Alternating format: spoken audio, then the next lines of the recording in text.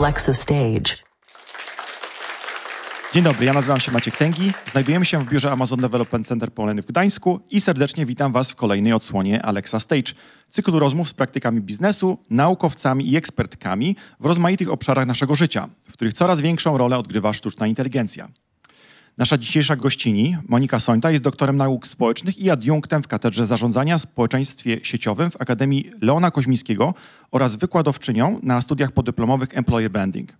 Obszary jej zainteresowań to komunikacja organizacyjna i zaangażowanie pracowników w kreatywność w organizacjach, budowanie klimatu organizacji wspierającego różnorodność oraz jakości życia zawodowego. Cześć Monika. Cześć, dzień dobry. W cyklu Alexa Stage zastanawiamy się wspólnie, co nas czeka w podróży z AI, jak się z nią zaprzyjaźnić, wykorzystać jej możliwości i które z obecnie malowanych obrazów przyszłości mają największą szansę, by stać się rzeczywistością. Przypominam, że wszystkie odcinki Alexa Stage mogą Państwo obejrzeć bądź odsłuchać na naszych kanałach YouTube, także w wersji anglojęzycznej oraz Spotify. No dobrze, to może zaczniemy od pytania rozgrzewkowego, bo miałem zapytać o to, co Monika Sońta jada na śniadanie, zgodnie z naszą tradycją, którą tutaj powoli ustanawiamy w cyklu Alexa Stage. Ja bardzo lubię śniadania.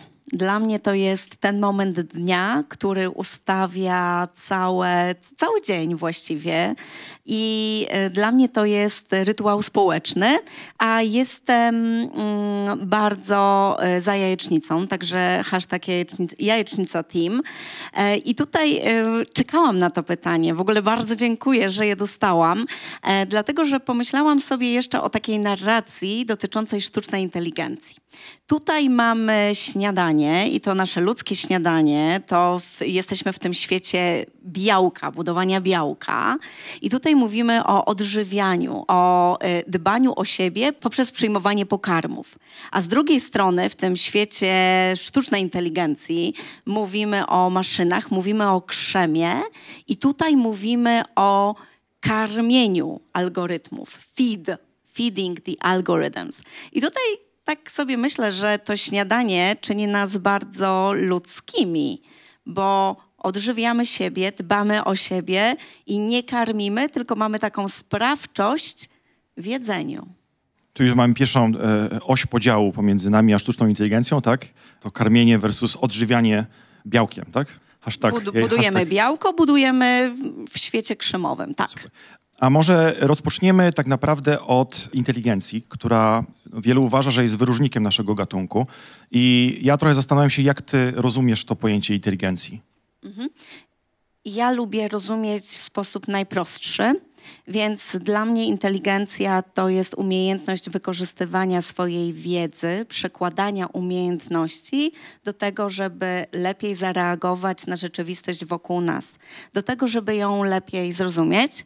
I tutaj to jest taka najprostsza definicja inteligencji, ale jak sobie popłyniemy dalej, to mamy inteligencję taką typową, logiczną, matematyczną, czyli rozumienie świata poprzez algorytmy, poprzez liczby, poprzez systemy binarne. A z drugiej strony mamy inteligencję wizualno-przestrzenną, inteligencję muzyczną i to jest ta inteligencja, która pozwala nam rozumieć świat inaczej, poprzez rozumienie artystyczne. I czytałeś zapewne książkę Inteligencja emocjonalna.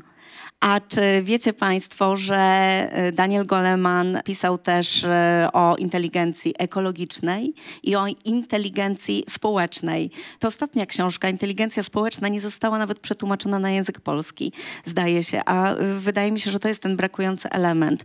Mówienia o inteligencji nie tylko tymi dwiema kategoriami, matematyczna, artystyczna, tylko też mówienie o inteligencji społecznej. Ale ta inteligencja społeczna to jest, można powiedzieć, suma czy jakaś synergia, która powstaje w organizacjach, w zespołach, w społeczeństwach. To jest w tym kierunku? Nie. W takim kierunku to idzie, żeby rozumieć, w jaki sposób budujemy relacje między sobą i jak wygląda nasza sieć. Sieć zależności, sieć współpracy, czyli najpierw rozumiemy siebie w danej sytuacji społecznej, umiemy odczytać kontekst, zastosować wtedy wiedzę i umiejętności, a później dbamy o to, żeby rozwijać relacje między sobą w danym kierunku. Przedstawiając mnie, opowiedziałeś o tym, że moja katedra to katedra zarządzania w społeczeństwie sieciowym, czyli właśnie to networked society, ta analiza sieci relacyjnych pomiędzy ludźmi i umiejętność jej odczytywania, zrozumienia, budowania na niej, to jest ten kierunek inteligencji emocjonalnej. Czyli inteligencja społeczna nadal odnosi się do jednostki. Każda inteligencja zaczyna się od jednostki. Mamy 3 poziomy. Ten poziom indywidualny, kiedy mówimy o samoświadomości, w każdym typie inteligencji, czyli jak jestem samoświadomy, samoświadoma w kontekście na przykład inteligencji matematycznej. Później mamy etap czy poziom grupowy, czyli budowania relacji w grupie, czyli na przykład jak państwo współpracujecie na poziomie zespołu, a później mamy poziom organizacyjny. I tutaj, jeżeli na przykład mówimy o inteligencji społecznej w organizacji, mówimy o tym, jakie środowisko, jakie relacje budujemy w miejscu pracy. Więc możemy powiedzieć, że inteligencja ludzka czy sztuczna tak naprawdę stają się pewnym wyróżnikiem, można powiedzieć, jakimś elementem konkurencyjnym w organizacjach i coraz więcej osób mówi, że jakby rozwijanie tej inteligencji jest niezmiernie ważne dla zespołu, właśnie dla firm, aby pozostać konkurencyjne. Nawet istnieją takie opinie, że osoby, które nie potrafią korzystać z tych, można powiedzieć, dobrodziejstw sztucznej inteligencji, no, będą miały coraz większe trudności, żeby poradzić sobie na rynku pracy. Jak ty to rozumiesz? Rozumiem to bardzo podobnie do ciebie, tylko używałabym mniejszą ilość, jakby mniej razy użyłabym słowa trudność. Bo popatrzmy na to jak na model i na początku mamy zmiany transformacyjne, bo musimy. Czyli wygląda na to, że dla utrzymania przewagi konkurencyjnej potrzebujemy, żeby świadomość technologiczna naszych pracowników, tech savviness na tym poziomie organizacyjnym była wysoka. To jest ten moment, kiedy nasza organizacja jest naszpikowana różnymi narzędziami, bo to jest taka szybka wygrana, najbardziej widoczny moment tego, że radzimy sobie w tym nowym świecie. Bo mamy narzędzia, bo mamy platformy, bo mamy osoby, które potrafią wykorzystać te umiejętności. Później jest taki moment, kiedy dojrzałość organizacji rośnie i przechodzimy z poziomu narzędzia już na poziom technologii bardziej asystujących, już bardziej bawimy się technologią w tym, co robimy. I na końcu to staje się dla nas na tyle ważne, i to jest ten kolejny etap, że to jest sposób działania w tej firmie. Ta technologia nie jest już narzędziem, nie jest tylko wsparciem, tylko jest czymś, co rozszerza nasze umiejętności organizacyjne. Czyli jesteśmy na poziomie organizational capabilities, już myślimy o dojrzałości kompetencyjnej całej organizacji i to jest ten moment, kiedy wychodzimy z tych trudności, z pozycjonowania, z budowania przewag konkurencyjnych na taki styl działania, taki styl pracy, w którym ta technologia jest wpisana w naszą codzienność. A na kim ciąży ten obowiązek, żeby tak się właśnie działo? I znowu mamy inne słownictwo. Obowiązek, a ja bym to nazwała współodpowiedzialnością. Bo to jest to samo pytanie, które zadawaliśmy sobie wiele lat temu przy okazji na przykład komunikacji w organizacji. Kto jest odpowiedzialny za komunikację w organizacji? Czy menedżerka do spraw komunikacji i jej zespół? Okazuje się, że nie. Że chodzi o to, żeby pewien sposób działania, określone ramy, frameworking, bardzo mocna koncepcja, żeby ustawić tak styl działania, żeby to stało się obszarem, za który jesteśmy wszyscy odpowiedzialni. Czyli ta współodpowiedzialność, a najlepsza współodpowiedzialność dzieje się poprzez współkreowanie. To jest ten moment, ta przestrzeń społeczna, w której dla wszystkich jest to ważne, a nie tylko dla osób, które mają to wpisane w rolę. To w ogóle super łączy się z tymi naszymi zasadami ownership, które właśnie mówią o tym, aby aby starać się przynajmniej, żeby każdy uczestnik, można powiedzieć, projektu czuł się współodpowiedzialny za to, co tworzymy. Ja myślę, że jesteście wielkimi szczęściarzami, dlatego że ogólnie firmy technologiczne mają bardzo dobry punkt startowy. Mamy tutaj kreatorów, mamy osoby, które wiedzą, jak tworzyć, jak kształtować rzeczywistość, czyli mają większe poczucie sprawczości i wpływania na rzeczywistość wokół siebie. Ja się trochę zastanawiam, jak to w praktyce na poziomie jednostki będzie wyglądało, tak? Czy to jest tak, że w przyszłości faktycznie każdy z pracowników będzie takim twórcą i będzie mógł samodzielnie za pomocą tych narzędzi, które są albo dostarczane, albo wspólnie wytwarzane przez zespół, jakby samodzielnie dostarczać pewną wartość, za którą właśnie ta osoba będzie się czuła odpowiedzialna? Czy myślisz, że to w tym kierunku może pójść?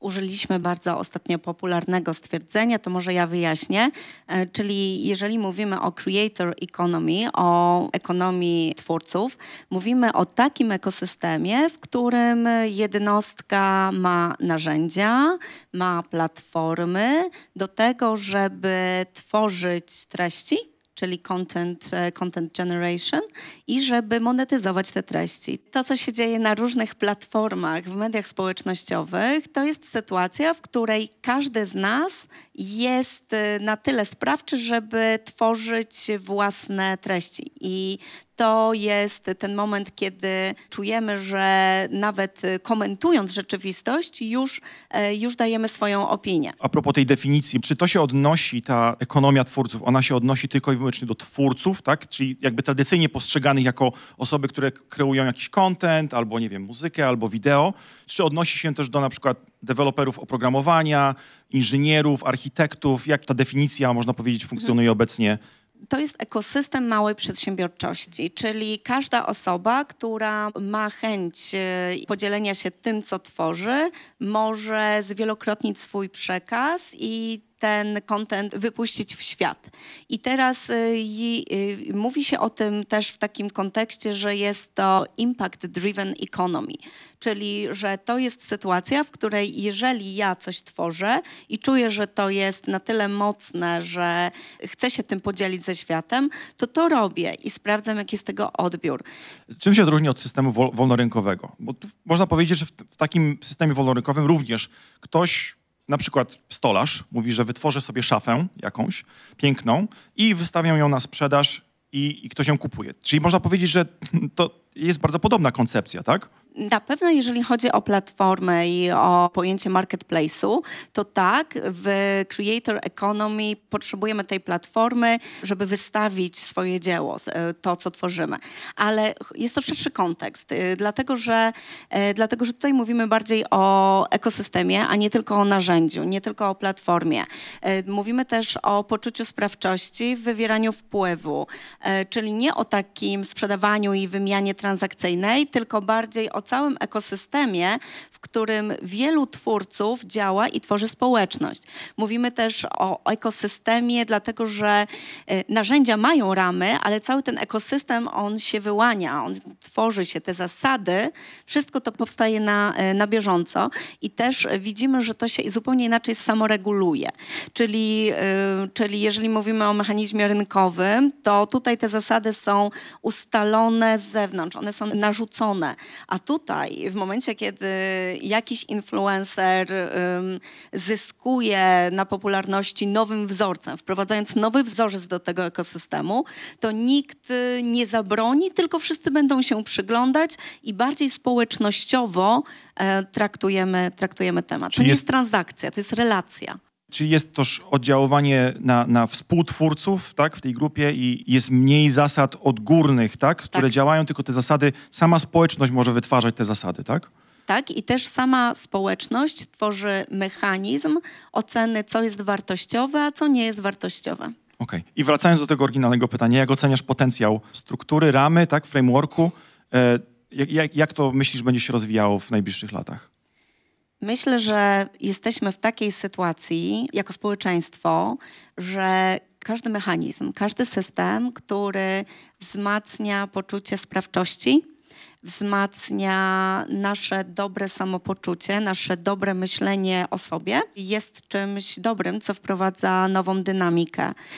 Ja patrzę na to jako na przykład ekosystemu, który wpisuje się w koncepcję Human Enablement Technology, czyli mamy narzędzia, mamy technologie, które stwarzają nam nową przestrzeń społeczną.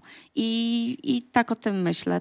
Oczywiście zobaczymy, jak będzie to regulowane, bo mamy taką tendencję, żeby to, czego nie rozumiemy, przynajmniej próbować regulować i wkładać w ramy, ale zobaczymy.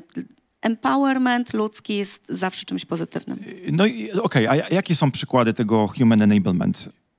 Zastanawiam się, jak to tłumaczy się na język polski, na umożliwiania tak, ludziom tworzenia Nowej przestrzeni. Dobrze, tak? To teraz aż się wyprostowałam, bo będę mówiła o koncepcji profesora Markusa Peschla z Uniwersytetu w Wiedniu. On mówi o tym, że są różne przestrzenie wokół nas. Czyli na przykład mamy przestrzeń społeczną, przestrzeń fizyczną, to jest właśnie nasza Alexa Stage i to jest nasza przestrzeń fizyczna. Przestrzeń konwersacyjna, która się dzieje między nami i technologie pozwalają zupełnie inaczej kształtować te przestrzenie. Czyli jeżeli mamy narzędzie, które na przykład takie jak media społecznościowe pozwalają nam zwielokrotnić nasz przekaz, to jest narzędzie, które pozwala nam czynić więcej. Nasz wysiłek, czy emocjonalny, czy fizyczny, jest wyeksponowany bardziej. Mamy ten multiplier effect, czyli tworzymy nowe przestrzenie i dzięki temu sami możemy się zaskoczyć, że to narzędzie nas tak wypromowało. Kolejny przykład to jest fitness tracking technologies, czyli próbujemy przejść na dietę, próbujemy to wszystko mierzyć, robimy to intuicyjnie, a tu nagle pojawia się smartwatch, który pozwala nam zbierać dane na nasz temat i dzięki technologii, dzięki tym danym rozumiemy, że jeszcze trzeba trochę tych kroków dzisiaj zrobić, żeby osiągnąć swój cel. Czyli lepiej rozumiemy świat i technologie tworzą przestrzeń, w której jesteśmy bardziej sprawczy. Ja się zastanawiam, jak weźmiemy sobie te rozwiązania low-code, no-code. Może najpierw zdefiniujmy też te rozwiązania, a później zadam pytanie odnośnie ich. Low-code to są rozwiązania, które umożliwiają tworzenie produktów cyfrowych bez pisania kodu albo z bardzo niskim zaangażowaniem, niskim tym elementem kodowania. To, co my robiliśmy przez ostatnie 2 lata, to sprawdzaliśmy, jakie są trudności w dotarciu z informacją, że oprócz full code macie jeszcze low code do osób, które nie mają wykształcenia technicznego, wykształcenia IT. I dla nas low code to jest innowacja społeczna. To jest szansa na to, żeby zmniejszyć bariery wejścia do świata technologicznego. To jest ten moment, w którym możemy włączyć te osoby, które mówią, ja nie lubię matematyki, kodowanie nie jest dla mnie, niech ktoś inny to robi. Poza tym teraz to już wszystko będzie można wrzucić do odpowiedniego miejsca i wygenerować ten kod, więc ja tego nie muszę robić, ktoś inny to zrobi. A tutaj mamy taką narrację, ktoś inny to zrobi, ale zobacz, czy nie warto zrozumieć logiki tych narzędzi technologicznych, bo potem będzie ci łatwiej albo będziesz lepiej rozumieć świat. Więc low code jest takim naszym pomostem i czymś, co ułatwia zrozumienie rzeczywistości technologicznej. I narzędzia, tak, będą stawały się coraz bardziej dostępne, prostsze, tak? I z drugiej strony będą społeczności, tak, które będą umożliwiały naukę tego, tak? I później jakby dotarcie do klienta, do użytkownika. Tak, to już istnieje, czyli mamy platformy low-codowe, które pozwalają na zbudowanie własnego produktu. Takim najprostszym elementem jest sytuacja, w której mamy plik w Excelu I to jest nasz punkt startowy do tego, żeby stworzyć z tego aplikację. I okazuje się, że metodą eksperymentowania, metodą wyszukiwania właśnie w tej społeczności odpowiedzi na swoje pytania, metodą prób i błędów, słuchania tutoriali, jesteśmy w stanie poeksperymentować z technologią. No, a to jest dopiero początek, bo jak stworzymy coś małego, to chcemy więcej, bo chcemy się uczyć. I okazuje się, że mamy do tego materiały, bo jest cała społeczność, która uczy nas tego, bo ktoś już miał te pytania, które my teraz mamy. I to jest nowy sposób uczenia się. W ogóle zawsze uczenie się w organizacji było czymś społecznościowym, a teraz social learning, jak sobie o tym mówimy, to są właśnie te momenty, które wykorzystują energię społeczną do tego, żebyśmy uczyli się razem. Zastanawiam się trochę, gdzie jest ten moment, kiedy przekraczamy tą granicę tego forum internetowego. Bo z tego, co rozumiem, to, co ty opisujesz, to jest więcej niż forum internetowe, tak? To jest też możliwość przetestowania, tak? Otrzymania takiego feedbacku od razu, bo to jeszcze chyba nie istnieje albo nie jest na tyle silne, tak? Jakby samo w sobie, żeby być takim samonapędzającym się kołem, tak? Takim oddzielnym bytem, który umożliwia twórcom tworzenie i wypuszczanie i docieranie do klientów. Tak, rzeczywiście. Trochę tutaj zbyt naiwną wizję przyszłości najbliższej zarysowałam. Natomiast jak pomyślimy sobie o tym, że uczymy się czegoś nowego, najpierw dla samej wiedzy w danym obszarze, czyli najpierw sprawdzam, czy jestem w stanie zrobić prostą aplikację. Później to mnie na tyle wciąga, że chcę poznawać inne osoby, które współtworzą ten świat. Chcę się od nich uczyć i kolejnym krokiem jest meetup, spotkanie tych osób, porozmawianie i tam jest ta energia społeczna, która jeszcze bardziej nas wciąga w ten świat. A jeżeli chodzi o low code, jest tam taki moment, na którym ja zrobiłam stop. To był moment mojego napięcia, kiedy rzeczywiście trzeba było wrzucić tam parę linijek SQL-a i ja nie wiedziałam, co zrobić i wtedy zapytałam kogoś, kogo mam obok siebie i on pomógł mi znaleźć tę odpowiedź. To jest właśnie ta magia uczenia się w społecznościach, że zawsze albo online, albo obok ciebie jest szansa na poznanie kogoś, kto pomoże ci, a jednocześnie poznacie się, jednocześnie zainteresujecie się sobą i to jest to curiosity-driven learning. Jesteśmy ciekawi innych osób wokół nas. Także magią low-code'u jest to, że zaczynamy dostrzegać oprócz technologii i samych praktycznych rozwiązań osoby, które pomagają nam lepiej rozumieć świat. 2 pytania mam teraz. Pierwsze może zacznę od tego, czyli w takim środowisku, w którym wyobrazimy sobie, że ono już idealnie działa za kilka lat, powiedzmy, w takiej ramie. Jakie będą najważniejsze cechy, które umożliwią tym twórcom działanie i z jednej strony do tego, żeby oni byli sami usatysfakcjonowani, a z drugiej strony, żeby wspomagać tą społeczność, tak? Bo jak rozumiem, jest to samonapędzające się koło. Im więcej mogą dać tej społeczności, tym ta społeczność jest silniejsza. Bo ty jesteś optymistką co do tego, jak rozumiem, że to nastąpi. Tak, jestem optymistką, dlatego że widzę, jak pracują moi studenci i rzeczywiście w momencie, kiedy pracujemy na bardzo podobnych narzędziach, na bardzo podobnych sylabusach, na bardzo podobnych koncepcjach zarządzania, nasz punkt startowy neutralizuje się. Ten punkt jest bardzo podobny. Teraz jak ja w ogóle już przestałam prosić o eseje, bo wiadomo, większość będzie wygenerowana, więc trzeba znaleźć taki sposób, w którym bardziej pracujemy na uczeniu się od siebie, na pracy grupowej, na współpracy. I jestem optymistką dlatego, że studenci też zaczynają dostrzegać, że żeby się wyróżnić, trzeba współpracować z innymi. Trzeba uczyć się i budować na tej interdyscyplinarności.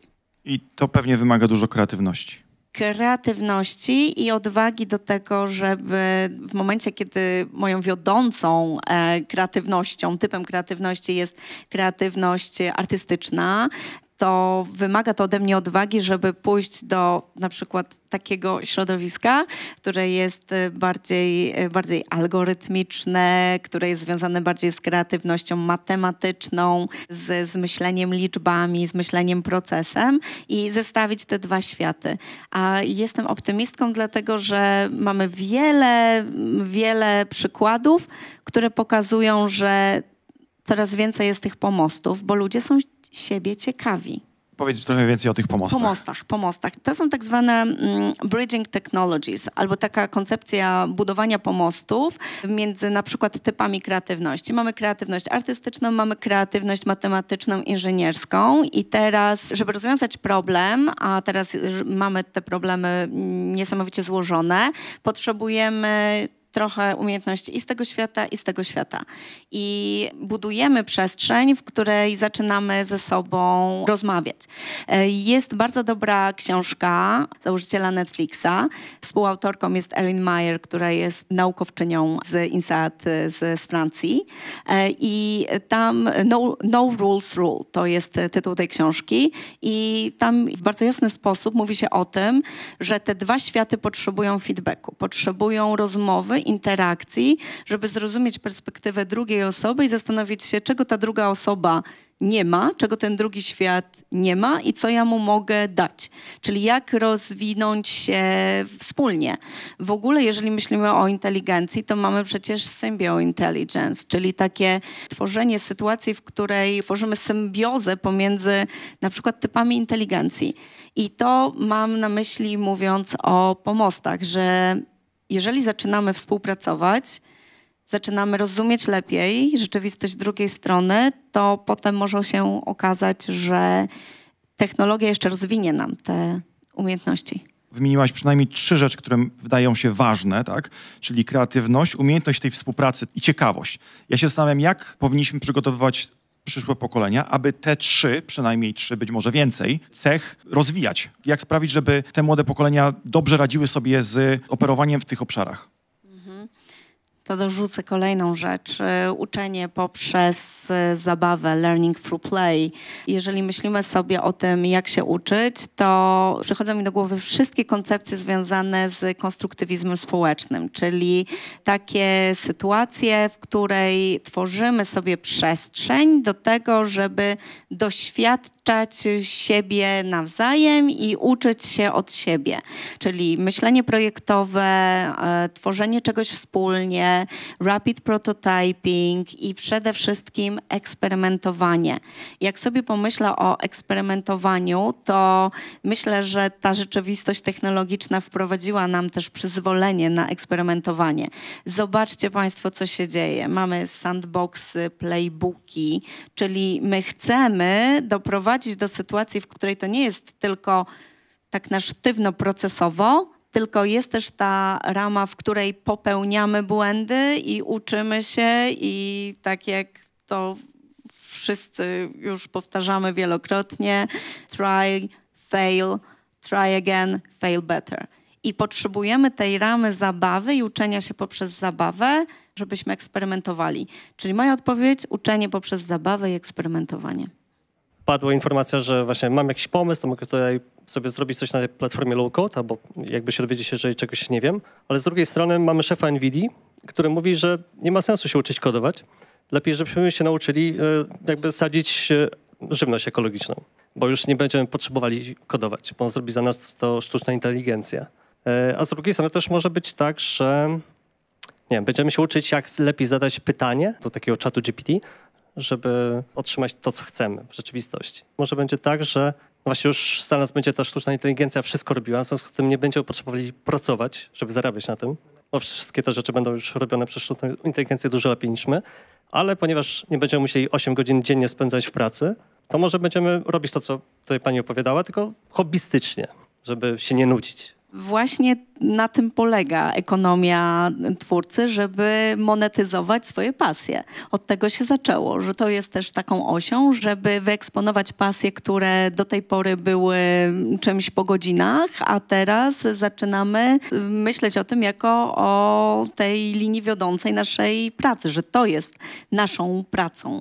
To jest jeden komentarz, a z drugiej strony, ponieważ jesteśmy ciekawi naszej rzeczywistości, chcemy ją zrozumieć, to nie pozbawiamy siebie, i też bardzo źle by było, gdybyśmy pozbawili siebie umiejętności rozumienia, jak działa algorytm. Czyli my na naszych studiach prowadziliśmy, nawet na studiach nietechnicznych, coś, co się nazywa logika programowania.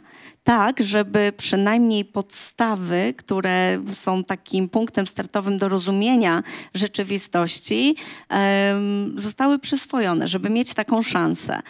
Bo jeżeli nie będziemy mieć poczucia sprawczości, a ta wiedza podstawowa związana z logiką programowania daje nam poczucie sprawczości, że bardziej rozumiemy rzeczywistość algorytmiczną i teraz trzeba mieć i te umiejętności właśnie z jednego i z drugiego świata. Ale trzeba też mieć te narzędzia startowe do tego, żeby rozwinąć się w kierunku, w którym chcemy się rozwijać. Boję się takiej sytuacji, w której wszyscy żyjemy w takim poczuciu bezpieczeństwa, że teraz to już nie trzeba rozumieć tej rzeczywistości technologicznej, bo maszyna zrobi coś za nas. Tak zrobi, ale ja bym chciała przynajmniej mieć narzędzia, żeby przynajmniej zrozumieć na start to, co się dzieje. I teraz oczywiście, że ułatwianie życia czy rozszerzanie naszych umiejętności to jest to, do czego wszyscy dążymy, żeby żyć wygodniej, łatwiej. I tutaj jeszcze opowiem o tym, że nasi studenci uczyli się programowania dodatkowo na kursach typu elective, na kursach do wyboru. I to była dla nich przepustka do innego świata. Tworzyli ekspertyzę w swoich obszarach, a z drugiej strony czuli, że zdobywają wiedzę w innym świecie i my tak naprawdę chcemy otwierać światy. Z tego, co ja zrozumiałem, Jensen, czyli szef NVIDIA, on nie do końca zachęca, żebyśmy uprawiali marchewki. Chyba w tej jego wypowiedzi bardziej chodziło o to, żeby nie tylko wysyłać dzieci na programowanie, ale też, żeby były osoby, które na przykład uczą się biologii, tak, albo fizyki. A mogę jeszcze jedną rzecz, bo tak sobie myślę o tym, że jedni kreują technologicznie, a drudzy nie mają tych umiejętności, tworzy nam nową linię konfliktu społecznego i potencjalnego wykluczenia. Bo też mówimy o osobach, jak patrzymy na te osoby, które tworzą, to są jakieś procenty. Tu do 10% nie dojdzie. My siedzimy w bardzo wygodnym otoczeniu technologicznym, ale wyjdziemy na zewnątrz, patrzymy na przykład małe biznesy i też naszą odpowiedzialnością jest to, żeby nie dopuścić do takiej sytuacji, żeby dostęp do technologii, umiejętność tworzenia produktów cyfrowych stały się kolejną linią wykluczenia społecznego. Wiedząc o tym, jak to jest ważne, powinniśmy promować te rozwiązania, które obniżają barierę wejścia, tak, żebyśmy mieli szansę być na wspólnej przestrzeni społecznej, bo tak to tworzymy nowe wykluczenia. Czy wie pani może, czy są jakieś inicjatywy, żeby stworzyć też algorytmy sztucznej inteligencji społecznej albo emocjonalnej, żeby może walczyć z tym wykluczeniem społecznym? No może wracając do tej wypowiedzi szefa NVIDIA, który mówił tam o uprawianiu marchewek, żeby taki algorytm był nam w stanie doradzić, że potrzebujesz grabi, idź je pożyczyć od Stefana. Stefan pożyczy, możesz mu oddać za 2 miesiące, bo algorytm będzie to wiedział. Tak, w ogóle jeżeli chodzi o sharing economy, to mamy wiele inicjatyw, które powodują, że nasze życie mniej dotyczy posiadania, czyli tego ownershipu takiego rzeczy fizycznych. Czyli po pierwsze mamy sytuację, w której nasz świat jest zorganizowany coraz bardziej, już są prognostyki tego, że zaczynamy żyć w pewnej wspólnocie, czyli pożyczamy grabie od Stefana, tak? Czyli czyli mamy mechanizmy, gdzie nie tylko posiadamy, ale też rozwiązujemy swoje problemy i odpowiadamy na potrzebę posiadania tych grabi inaczej niż mając własne grabie. Kolejna rzecz, jeżeli chodzi o praktyki, to jest to, co się dzieje w organizacjach. W tym momencie, jeżeli popatrzymy sobie na programy typu Reskill albo Upskill, kształcenia pracowników w takich umiejętnościach, żeby lepiej rozumieli rzeczywistość technologiczną, to są przykłady takich praktyk. Czyli nie chcemy zostawić osób, które potrzebują, nie mają tej wiedzy dotyczącej na przykład analizy danych, nie chcemy ich zostawić w tej starej rzeczywistości, tylko chcemy ich zaprosić do nowego świata. I takie praktyki, czyli to, że inwestujemy w rozwój naszych pracowników, to jest dobre i dla firmy, i dla naszych pracowników. Dlaczego? Dlatego, że nie zostawiamy osób, które nie mają umiejętności posługiwania się nowymi narzędziami, które są wymagane, bo przecież jeżeli zrobimy automatyzację w fabryce, to musimy zastanowić się, jakich umiejętności będziemy potrzebować po dokonaniu tej automatyzacji i wzmacniamy te osoby, które już nam zaufały, które są w naszych organizacjach, które pokazały, że są lojalne i wzmacniamy je umiejętnościami, dzięki którym lepiej będą rozumieć rzeczywistość technologiczną. I to będzie dobre dla obu stron. I na tym polega właśnie diversity and inclusion, czyli zarządzanie różnorodnością, czy modelowanie organizacji w kierunku wzmacniania różnorodności, żeby coraz bardziej pracować na wzmacnianiu zasobów wewnątrz organizacji, bo wiemy, że świat się tak zmienia, że odpowiedzialnością organizacji staje się to, żeby te osoby doskoczyły technologicznie. I wtedy mamy szansę na to, żeby nie zostawić tych pracowników, którzy nie mieli okazji uczenia się analizy danych, wtedy jakby nie zostawiamy ich z tyłu. I tak rozumiem zarządzanie różnorodnością. Przez kształcenie pracowników. Ale to chyba jest też tak, że to kształcenie musi odbywać się w różnych kierunkach, tak? Bo ty wspomniałaś o tym takim upskillingu technologicznym, tak? Bo pytanie było też o taki upskilling tych umiejętności społecznych chyba, tak? Tak. Bo to chyba są inne jakby grupy, można powiedzieć, odbiorcze, które tego doszkalania potrzebują i one w różnych kierunkach te doszkalania pewnie podążają, prawda? I tak i nie, ponieważ musimy łączyć te światy. Właśnie chodzi o to, żeby na przykład zorganizować parę mentoringową w taki sposób, żeby to uczenie nie było tylko na poziomie wiedzy, ale też na poziomie umiejętności społecznych. Taką praktyką modną w organizacjach jest odwrócony mentoring, który polega na tym, że na przykład osoba z generacji Z jest mentorowana przez kogoś na poziomie zarządu. Czyli nasz prezes uczy się technologii, rozumienia świata poprzez pryzmat generacji Z, a osoba młoda zdobywa te umiejętności społeczne poprzez obserwacje. I to jest właśnie też bardzo ciekawe w eksperymentowaniu, że eksperymentowanie pozwala nam obserwować pracę innych. I wychodzimy z formalnych procesów szkoleniowych, a wchodzimy w takie procesy rozwojowe, które są oparte właśnie na interakcji między różnymi osobami. Czyli wszystkie przestrzenie społeczne, które nam się uruchomiły w organizacjach. Spotkania przy kawie, rozmowy, interakcje, coffee corners, tego typu rzeczy. To jest taka wymówka społeczna do tego, żebyśmy spotykali się z innymi i zaczęli rozmawiać o tej rzeczywistości. A w ogóle, jeżeli chodzi o uczenie się osób dorosłych, to my nie możemy niczego narzucić. My uczymy się przez samoodkrycia, self-discovery. Żeby dowiedzieć się, że czegoś nie umiem, że mam jakieś braki, to albo próbuję coś rozwiązać i to mi nie wychodzi, szukam odpowiedzi, to zaczynam pytać osób wokół mnie.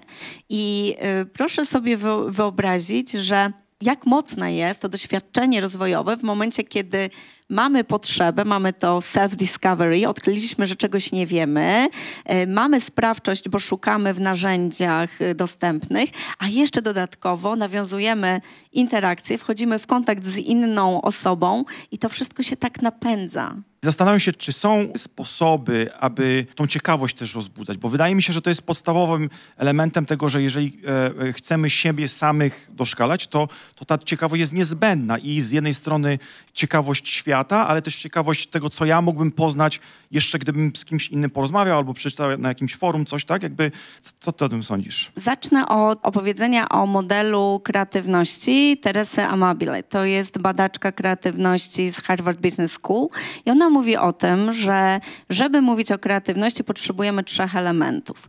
Pierwszy element to są te techniczne umiejętności, czyli creative thinking skills. I tego możemy się nauczyć, prawda? To są nasze szkolenia, to są warsztaty kreatywne, gdzie wpadamy w zrozumienie schematu, co to znaczy działać kreatywnie.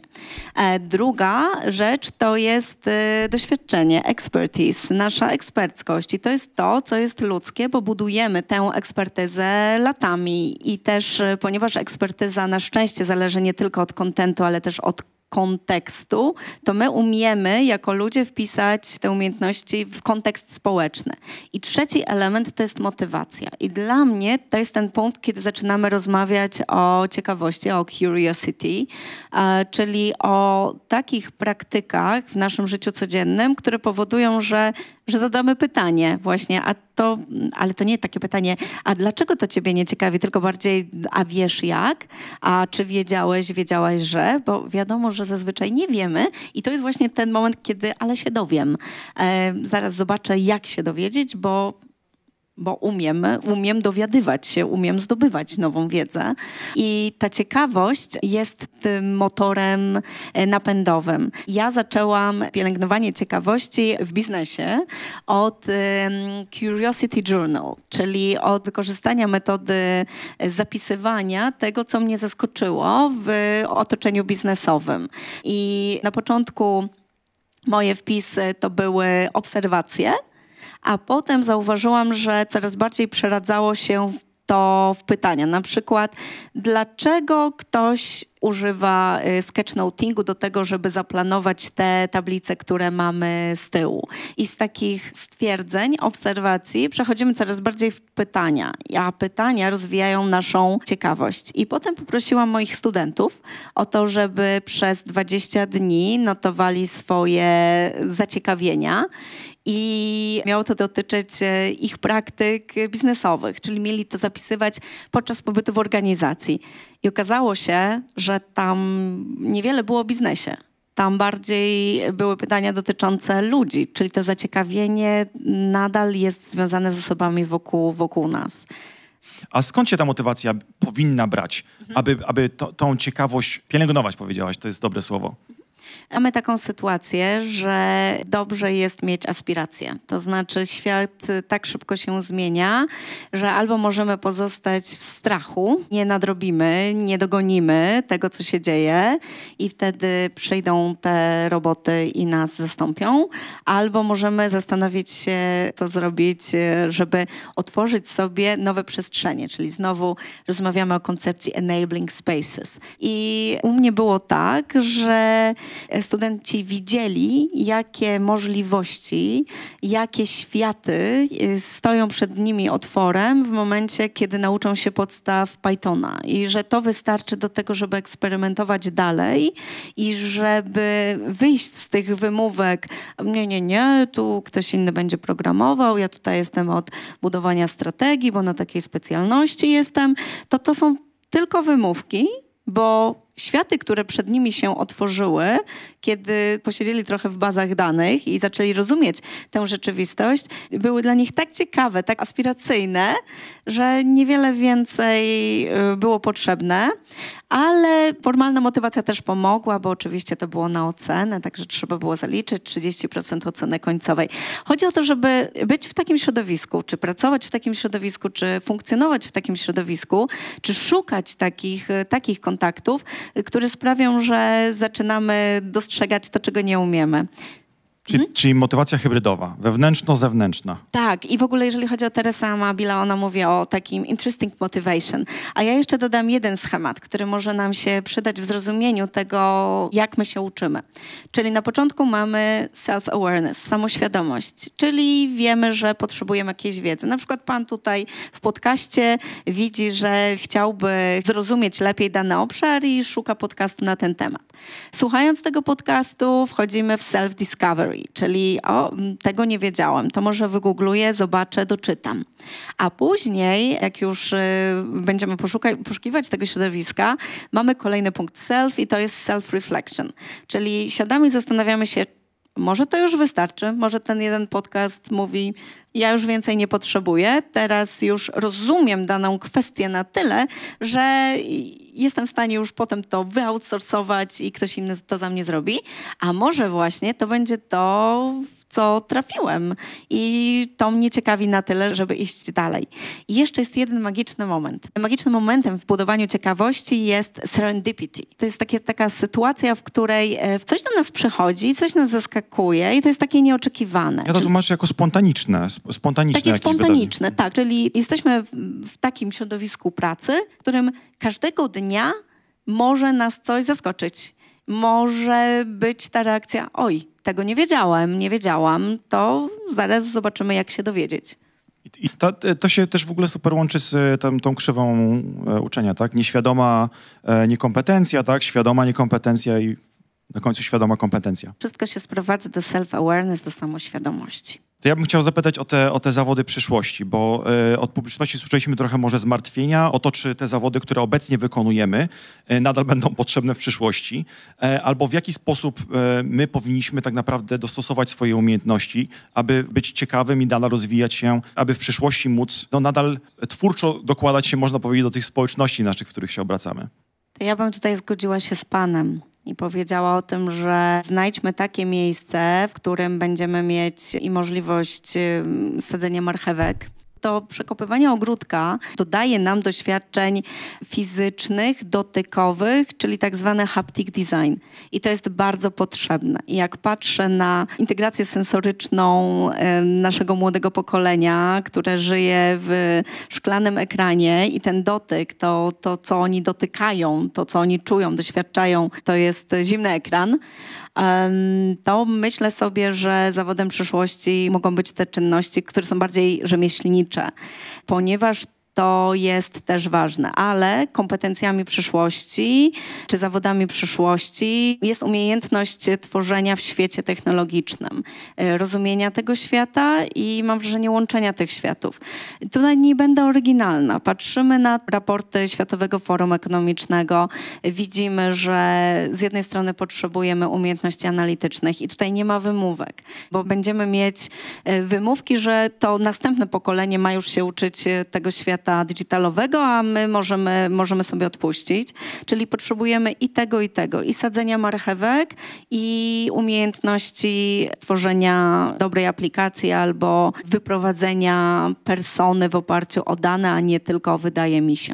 To ciekawe, bo 10 lat temu rozmawiało się jeszcze o tym, że najtrudniej będzie w przyszłości zastąpić zawody, które właśnie tworzą coś, są kreatywne, tak? Mówi się już również też o tak zwanym algorithmic management, tak? Można powiedzieć, że tak naprawdę wszystkie te sektory i wszystkie te branże są dotknięte tym teraz już rozwijającym się cały czas AI, więc chyba taka nasza ciekawość i chyba ta ciekawość naszej publiczności polega na tym, gdzie są te obszary, w których my możemy podążać, tak? Które jakby jak najbardziej, można powiedzieć, w przyszłości przysłużą się i nami, i tym naszym społecznościom.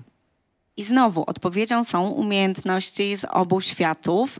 Wiadomo, że przemysł wytwórczy w tym momencie technologicznie najbardziej odczuje to, co się dzieje, bo mamy nowe narzędzia, które nam ułatwiają funkcjonowanie. Z drugiej strony też coraz bardziej widzimy, że osoby, które zarządzają firmami FMCG na przykład, tam gdzie mamy produkcję, coraz bardziej mówią o sobie jako o firmie technologicznej i w tym kierunku idziemy.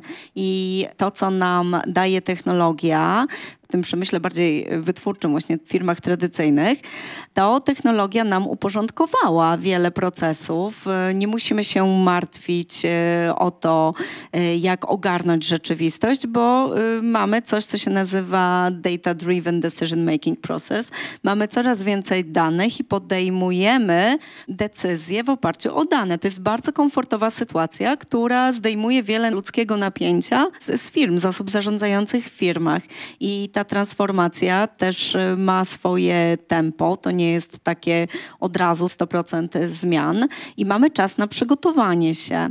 Czyli przemysł wytwórczy tutaj korzysta z tego uporządkowania algorytmem. A z drugiej strony to, co się zmieniło w przemyśle kreatywnym, to zmieniły się narzędzia content creation, content generation. Wchodzi Sora. Samo tworzenie treści zostało zmienione, ale oprócz kontentu mamy jeszcze kontekst, mamy jeszcze decyzję o tym, w jakim kontekście społecznym umiejscowić dany na przykład produkt i tego nam algorytm nie wymyśli. Przynajmniej na razie.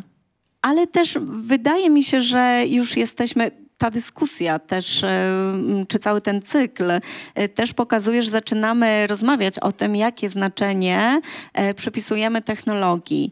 Ja tutaj posłużę się 2 koncepcjami. Pierwsza to SCOT, Social Construction of Technology. To jest koncepcja holenderska, która mówi o tym, że to my mówimy, jakie znaczenie będą miały narzędzia, będą miały algorytmy, będzie miała technologia w naszym życiu codziennym, bo to my budujemy znaczenia, pokazujemy, jak to jest dla nas ważne. Jeżeli będziemy o tym mówić narracją strachu i zastąpienia pracy fizycznej, no to budujemy znaczenie, którego możemy się obawiać, bać. A jeżeli budujemy znaczenia technologii, pokazując, jak ona ułatwia nam życie, jak rozszerza nasze umiejętności, jak zwiększa naszą efektywność, na przykład w życiu codziennym, jak sprawia, że możemy oddać się naszej pasji i zacząć działać inaczej, tak trochę bardziej komfortowo, to my nadajemy to znaczenie. Czym jest dla nas technologia? Czy algorytm będzie dla nas, i tutaj jest taka koncepcja ról technologii w naszym życiu. To jest koncepcja MIT, czyli pierwsza rola, którą może odgrywać technologia, to jest rola narzędzia. Mamy mikrofon jest dla mnie narzędziem. Druga rola to jest rola asystującej technologii, assistive technologies i to jest na przykład Alexa, która nam towarzyszy, ale to my wydajemy polecenia. Trzeci etap to jest ten etap rówieśniczy, peer-to-peer, peer technologies, czyli traktowania technologii jako naszych rówieśników i to są na przykład roboty w magazynach, które ręka w rękę pracują z pracownikami ludzkimi.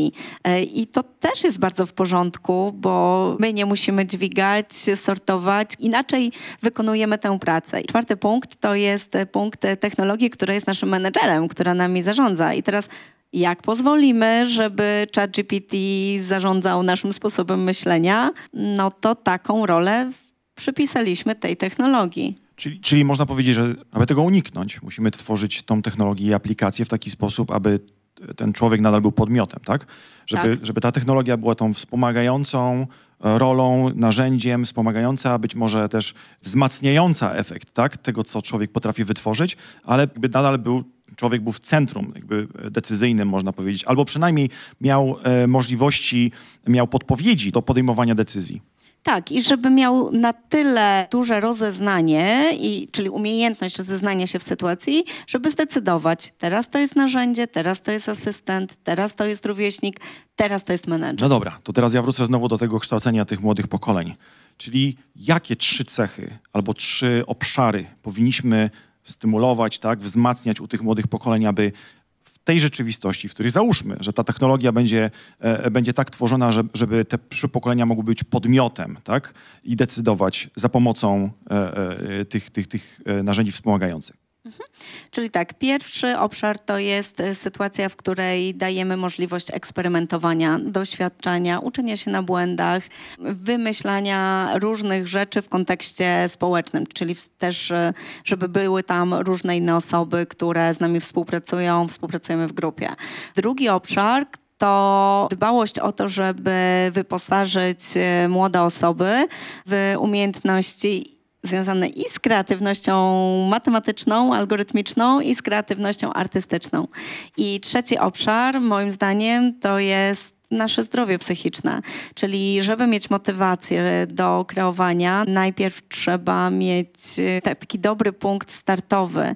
I jak pomyślimy sobie o trendach, o megatrendach, teraz jak przyjrzymy raporty, to tam bardzo widoczny jest trend poczucia samotności. Czyli ja bym wykorzystała ten moment, że wcale nie chcemy być sami, że potrzebujemy nowych mechanizmów, narzędzi do tego, żeby współpracować i być razem. I w tę przestrzeń wciągnęłabym technologię, wciągnęłabym współpracę i to stworzyłoby nam taki obraz umiejętności przyszłości. Tak, pierwsza, jasne dla mnie, jakby umiejętności społeczne, tak? Drugie, kreatywność, rozumiana jakby szeroko, kreatywność, tak? Ale trzecia, wspomniałaś o tej umiejętności, w zasadzie umiejętności funkcjonowania w tym świecie z technologią, tak, aby nie być samotnym. Ja przyznam, że ostatnio przeczytałem, dziś znalazłem taką informację, że w 2018 roku, ja nie wiedziałem zupełnie o tym, zostało utworzone w Wielkiej Brytanii Ministerstwo Samotności, tak? Minister, który zajmuje się sprawami samotności, to jest chyba w Ministerstwie Zdrowia, tak? To w ogóle jest niesamowite, prawda? Że potrzebujemy tego typu instytucji, które będą pomagały społeczeństwu jakby przeciwdziałać tej samotności.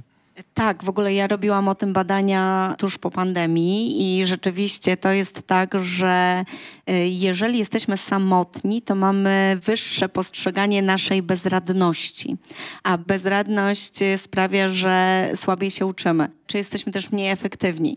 Bo w ogóle czym jest uczenie? Czego od nas wymaga uczenie? Rozwój wymaga energii.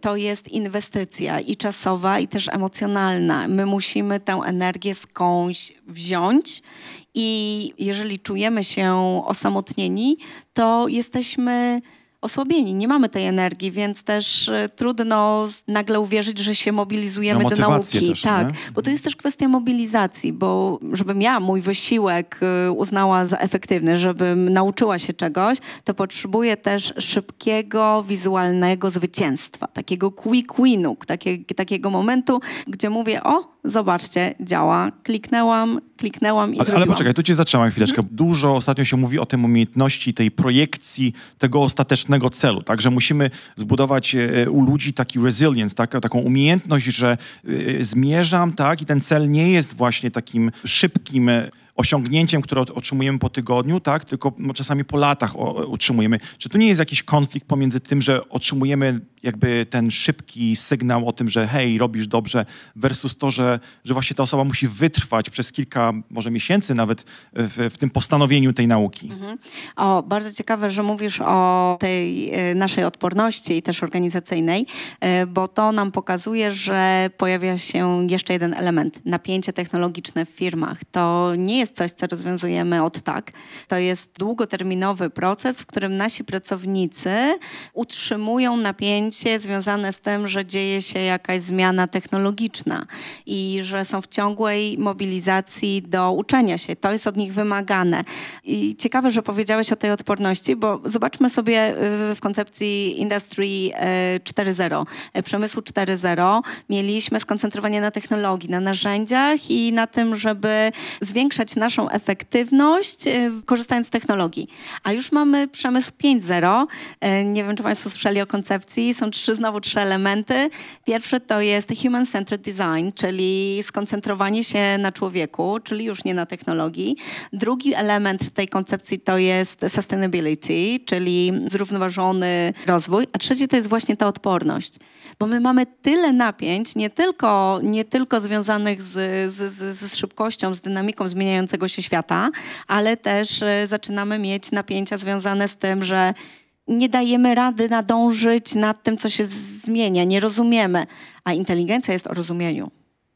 Czyli do tej trzeciej cechy dla tych naszych młodszych pokoleń, czy dokładamy tą odporność? Odporność, dbałość o siebie, która wynika z samoświadomości, jak dbać o siebie. Self-care, self-awareness. Tak. Jak te młode pokolenia mają zdobywać tą świadomość?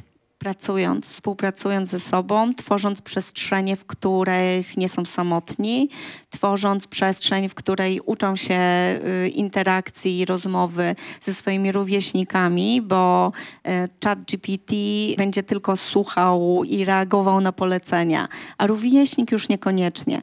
Czyli uczymy się poprzez napięcie kreatywne, poprzez pracę w grupie, poprzez konfrontację, stworzenie takiej przestrzeni, gdzie możemy w bezpiecznych warunkach skonfrontować swoje myśli z innymi osobami. Bo ChatGPT nie powie nam, nie odpowiem ci. Jak nam się nie podoba odpowiedź, to klikniemy generuj ponownie. A teraz proszę wyobraźmy sobie, co by było, gdybyśmy nagle odtworzyli tę rozmowę, tę interakcję tutaj na scenie. Nie podoba ci się moja odpowiedź, a ty mówisz stop, generuj ponownie. ChatGPT powie nam to, co zasadniczo zostanie zaprogramowany, żeby powiedzieć. Więc jeśli chcemy, żeby nam powiedział nie, no to wydaje mi się, że to jest tylko i wyłącznie kwestia jakichś tweaków w wartościach. Odpowiedniego prompta.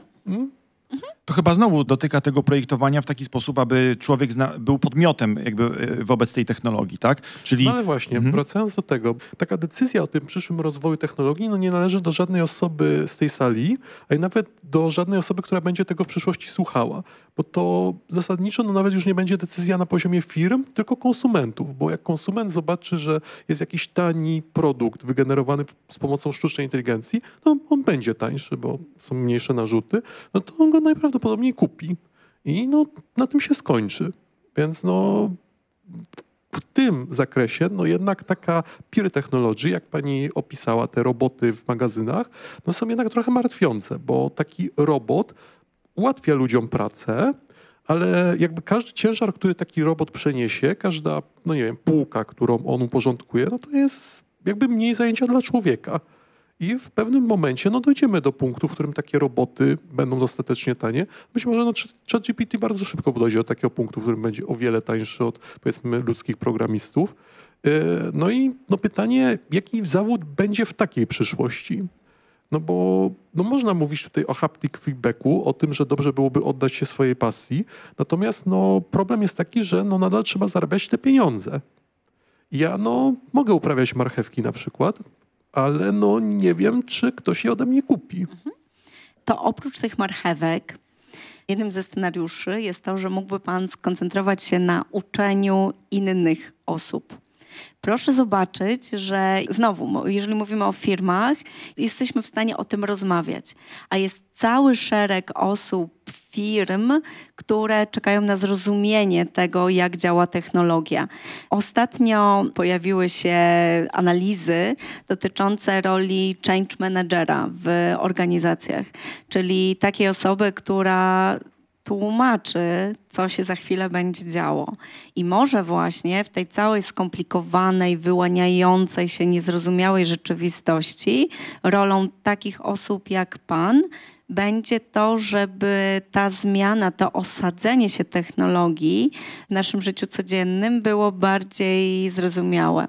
A z drugiej strony, jak sobie popatrzę, w którym momencie teraz jesteśmy, to moi studenci już lepiej promptują niż to było na początku, ale jak sobie popatrzę na eseje, te pierwsze eseje, to one były bardzo, bardzo podobne, z podobnymi błędami i było landscape of opportunities i realm of changes. My się nauczymy promptować, uczymy się interakcji, tylko fajnie by było, gdyby to też było kreatywne.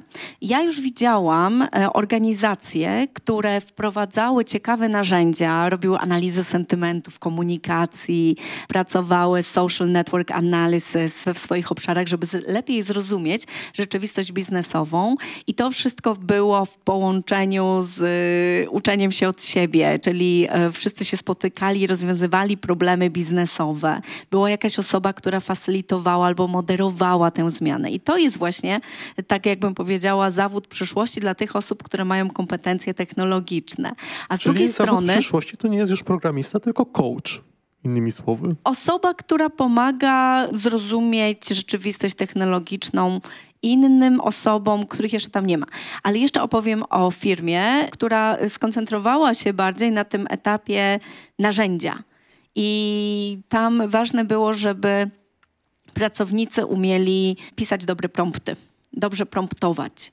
I w organizacji pierwszej wdrażanie technologii, wprowadzanie w życie różnych rozwiązań technologicznych to była okazja do uczenia się, ekscytacji, poznania innych, do zaciekawienia, budowania tych ciekawości na co dzień. W drugim przypadku to była okazja do tego, żeby uczestniczyć w szkoleniu i zobaczyć, jakie prompty działają najlepiej.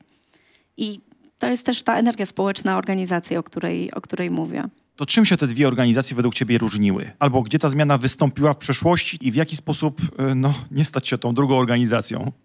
Tak na szybko to odpowiedzią jest kontrola, a właściwie próba wyjścia z kontrolowania środowiska organizacji.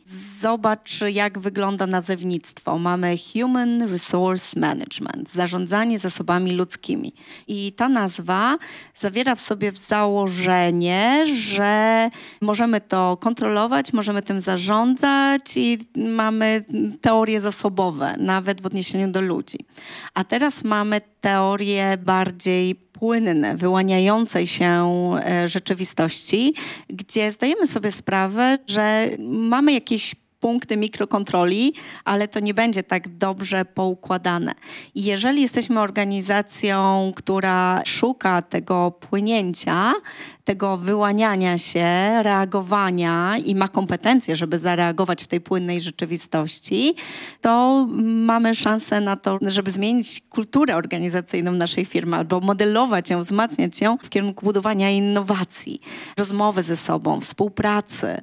A jeżeli chcemy, żeby odhaczyć w tym liniowym świecie, kontrolnym świecie kolejny punkt na liście szkoleń, bo trzeba umieć promptować, więc robimy szkolenie z prompt engineering, to tym firmom będzie trudniej.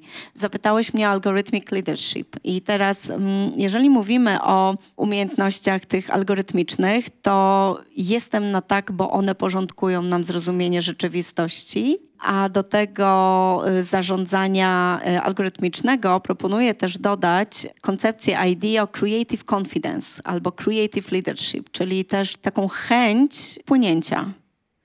I kolejna koncepcja, która jest z tym związana, to jest to, co robimy ze strategią.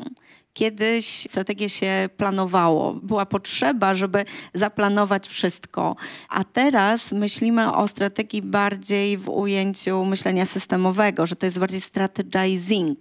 Budujemy na tym, co mamy, budujemy na tym, co się wyłania, czyli tak jak mamy myślenie systemowe, od wydarzenia przez wzorzec, strukturę i na końcu mamy system myślenia, to my po prostu jesteśmy w stanie mniej kontrolnie zareagować na to wydarzenie wyłaniające się. Dlaczego? Bo mamy kompetencje technologiczne. Czyli paradoksalnie powinniśmy pozwolić naszym pracownikom bawić się, pływać i mieć tylko pewne kontrolne punkty, za pomocą których możemy im pomagać. Wiedziałam, że będzie infantylizacja zarządzania i zaraz będziemy pływać. Ja protestuję, to nie jest infantylizacja. Tak? Chciałbym doprecyzować. Dobrze, to wrócę do koncepcji budowania ramy. Framework. I to jest koncepcja, która łączy się z budowaniem znaczeń, sense-makingiem. O co chodzi? Bo już się zakręciłam w takich teoriach. Chodzi o to, że my jako ludzie potrzebujemy, żeby to, co robimy, miało znaczenie. Czyli to, że się tutaj spotykamy i o tym rozmawiamy, to jest to temat ważny dla innych. I tworzymy sobie pewną ramę, która jest ujęta na przykład w scenariusz, ale w tych ramach możemy pozwolić sobie płynąć. I to właśnie o takie rozwiązania chodzi, że mamy ustalenia, mamy ramę wiodącą, mamy poczucie, że to, co robimy, jest ważne i w tych ramach umiemy płynąć. Improwizować. O, to jest też bardzo ciekawe, bo jeżeli chodzi o improwizację, to jak Państwu się wydaje, jakby tak przydzielić procenty, ile w improwizacji jest tego przygotowania, tej sztywności, a ile tej magii improwizowania i spontaniczności? 25% strzelam. Na przygotowanie czy na... Na magię. To jeżeli mówimy o koncepcji zarządzania, która nazywa się jazzing, czyli wzięło się to od muzyków jazzowych, to rzeczywiście badania pokazują, że to jest 1% magii i 99% przygotowania, wyposażenia się w narzędzia, takie jak na przykład inteligencja muzyczna, umiejętność konstruowania rytmu, praktyka, też wyczucie publiczności, na ile można te ramy bardziej oswobodzić, uwolnić i narzędzia, ponieważ improwizacja jest trudniejsza niż granie z nut, to znaczy jest inna. Też właśnie ten jazzing jest takim ciekawym przykładem, żeby zrozumieć, że żeby płynąć i żeby improwizować, też trzeba się bardzo dobrze przygotować. Czyli możemy liczyć na kierunki studiów, jak na przykład improwizacja strategiczna. Inaczej. My na studiach magisterskich w kolejnym roku wprowadziliśmy trening kreatywności, którego częścią są warsztaty teatralne. Czyli pracujemy z dramą, pracujemy właśnie z umiejętnością budowania siebie w takiej przestrzeni teatralnej i budowaniem samoświadomej obecności na tej scenie. I na pewno nie zwalniając naszych studentów z konieczności uczenia się świata technologicznego, chcemy też pokazać, że improwizacja jest ważna, bo improwizacja to jest nasz sposób na wyjście z kontrolowalnego środowiska. I to jest wszystko w tym momencie jest postrzeganiem, bo to jest tak, że ta kontrola jest w nas. My postrzegamy pewną sytuację jako wymagającą uporządkowania, czy pokazania tego w takiej bardzo uporządkowanej formie. A teraz już nie trzeba. Teraz już można i tak, i można próbować wypośrodkować. O, jeszcze jedna rzecz. Czy Państwo używacie PowerPointów nadal, czy prezentacji? Mhm. Nie używamy zbyt często PowerPoint. Właśnie. My więcej piszemy. To zobaczcie Państwo, co się ciekawego dzieje. W tym momencie mamy taką rzeczywistość, gdzie już mamy te dashboardy, już pracujemy na wynikach w czasie rzeczywistym i już nie musimy robić PowerPointów, które będą wykorzystane raz, tylko bardziej pracujemy w czasie rzeczywistym. To nam się zmienia, patrzymy na dane i improwizujemy, bo te dane są inne niż 10 minut temu, zanim wchodziliśmy na spotkanie. Czyli to jest właśnie też ta umiejętność rozumienia zasad, jak zinterpretować te dane, które za chwilę nam się w czasie rzeczywistym zmienią, a nie tylko przygotować takie sztywne slajdy. U nas jest taka kultura organizacji, że raczej nie używamy PowerPointa. Natomiast, i tak jak wspominał prowadzący, piszemy dokumenty i jesteśmy oczywiście bardzo elastyczni. U nas jest zawsze day one, ale PowerPointy to są dokumenty. Właśnie, takie statyczne. Aczkolwiek jest coraz więcej też i u nas takich aktywności, w których staramy się te dokumenty, które piszemy, w jakiś sposób zgromadzić albo właśnie douczyć jakiś algorytm i dzięki temu po prostu w łatwiejszy sposób dystrybuować tą wiedzę, która jest dostępna. Ale mamy, zdaje się, od publiczności komentarz w tej sprawie. Jeszcze dopowiem, że kiedyś planowaliśmy raz albo 2 razy do roku w zasadzie. Znaczy po pół roku mieliśmy jakby taką dogrywkę i czy to, co nam się wydawało pół roku wcześniej, jest nadal aktualne. Tak teraz, biorąc pod uwagę, jak szybko się zmienia świat, to planujemy już co 2 miesiące. I taki dokument na nowo powstaje. To jest w ogóle absolutnie to, co ty mówiłaś, tak, że jak budowanie tej strategii, jakby zakładamy sobie tylko jakieś cele, pewnie długoterminowe, tak, natomiast tą strategię samą w sobie aktualizujemy ją dużo częściej niż wcześniej. Ja w ogóle jestem bardzo wdzięczna firmom technologicznym, że wprowadzają nowe elementy w zarządzaniu. Można dyskutować o agile'u bardzo, bardzo długo, ale moja wdzięczność dotyczy myślenia iteracyjnego. Czyli to, co się zadziało z osobami, które dotychczas pracowały bardzo liniowo, nagle poznały inną metodę i okazało się, że to jest łatwiejsze, że czujemy się spokojniejsi, jeżeli zawsze możemy otworzyć kolejny sprint. Czyli to też ułatwia nam życie i to nie zadziałoby się, gdybyśmy nie zaczęli o tym mówić. Gdybyśmy nagle zobaczyli, można inaczej. Czyli takie myślenie pętlami, myślenie iteracyjne, to też zmienia rzeczywistość nie tylko firm technologicznych. Monika, ty jesteś optymistką co do przyszłości? Tak, ja mam bardzo duże pokłady nadziei. Moje doświadczenia korporacyjne 15-letnie pokazują, że jak patrzę na przykład na komunikację organizacyjną, to wszystko to idzie w dobrym kierunku, że nie chodzi już o statyczne newslettery, informowanie, tylko chodzi o stworzenie przestrzeni społecznej, w której możemy tworzyć coś razem. I świat nauki też nam pokazuje, że idziemy w dobrym kierunku. Moja ulubiona koncepcja to jest communication as organizing, że skoro nie mamy kontroli, a jednak mózg ludzki potrzebuje uporządkowania, struktury, to może ta orientacja, organizowanie jest odpowiedzią, jest alternatywą do takiej ścisłej kontroli. Także tak. Super, bardzo dziękuję. Naszym gościem była dzisiaj Monika Sońta. Bardzo dziękujemy. Dziękuję za zaproszenie. Ja dziękuję również naszej publiczności, a słuchającym i oglądającym nam przypomnę tylko, że wszystkie odcinki Alexa Stage są dostępne na naszych kanałach na YouTube oraz Spotify i można je i obejrzeć, i odsłuchać także w wersji anglojęzycznej. Dziękuję bardzo.